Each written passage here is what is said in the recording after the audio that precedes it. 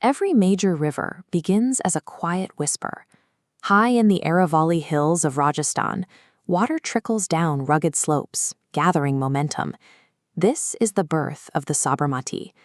Over a journey of 371 kilometers, that mountain stream becomes a lifeline. It carves a path through the arid plains of Gujarat, sustaining the regions that eventually grow into a massive urban center.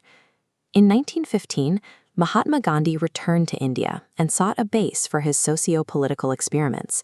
He chose the banks of the Sabarmati because the site sat between a jail and a crematorium, a reminder that a seeker of truth must be prepared for both. From this specific riverbank, the 1930 Dandi March began. Gandhi and 78 followers set out on a 241-mile journey to protest the British salt tax, effectively turning the river into a staging ground for the independence movement. Life at the Sabarmati ashram was governed by 11 vows, including non-possession and the use of Swadeshi goods. The modest traditional architecture reflects Gandhi's commitment to simplicity and moral integrity. The Sabarmati stands as more than just a waterway. It remains a focal point for understanding India's moral resilience and the origins of its modern statehood. Over the following decades, the river's spiritual status clashed with the realities of urban growth. The Sabarmati River became a seasonal, dry bed, choked by industrial waste and the sprawl of a rapidly growing Ahmedabad. To reverse this decline, the city launched the Sabarmati Riverfront Development Project. This initiative reclaimed the river's edge, replacing informal settlements with clean concrete promenades and thousands of new trees. The development now covers 34 kilometers of waterfront. It uses multi-layered walkways to create public recreational space, aiming to physically reintegrate the water into the daily life of the city. The Atta pedestrian bridge spans the river with colorful, illuminated geometric panels. At night, its lighting reflects off the surface, acting as a visual marker for the city's recent transformation. Future expansion plans, known as Phase 2, aim to extend these green belts further toward the Indira Bridge, seeking to decongest traffic and improve the local environment. While the riverfront looks like a success of modern engineering, the shiny exterior hides a crisis beneath the surface. The pristine concrete is masking a suffocating ecosystem. A 2022 CPCB report ranks the Sabarmati as India's second most polluted river, giving it the critical Category 1 designation. Downstream near Dholka, biochemical oxygen demand hit 292 milligrams per liter.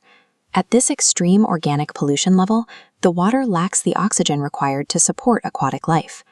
This toxicity is driven by two main factors: the discharge of untreated municipal sewage and a constant flow of industrial waste. The river's catchment area is home to thousands of textile and chemical manufacturing units. The sheer density of these looms and factories places an immense burden on the river's natural ecology. To handle this waste, the city relies on common effluent treatment plants, or CETPs. These facilities were built to filter industrial discharge, but many are currently failing to meet safety standards. Rapid industrial expansion has outpaced the city's infrastructure, leaving the river unable to process the volume of toxins entering its flow. The failure of these systems is visible on the water's surface. Massive blankets of white industrial foam float over the river, blocking sunlight and signaling a collapse in water quality. In 2021, the Gujarat High Court intervened, taking suo motu cognizance of the river's worsening state and appointing a task force to monitor pollution levels. The court has expressed sharp frustration with the local pollution boards. During recent hearings, the Chief Justice ordered officials to remove defeatist language from their affidavits, specifically rejecting the claim that nothing is possible regarding CETP compliance. This pollution doesn't stay in the city. As the water flows towards the Gulf of Cambay, it carries these toxins into the coastal estuary. The toxic runoff threatens the complex biodiversity of the estuary. Local fishing communities rely on the Mugilidae family, or mullet fish, which are now struggling to survive in these contaminated downstream waters.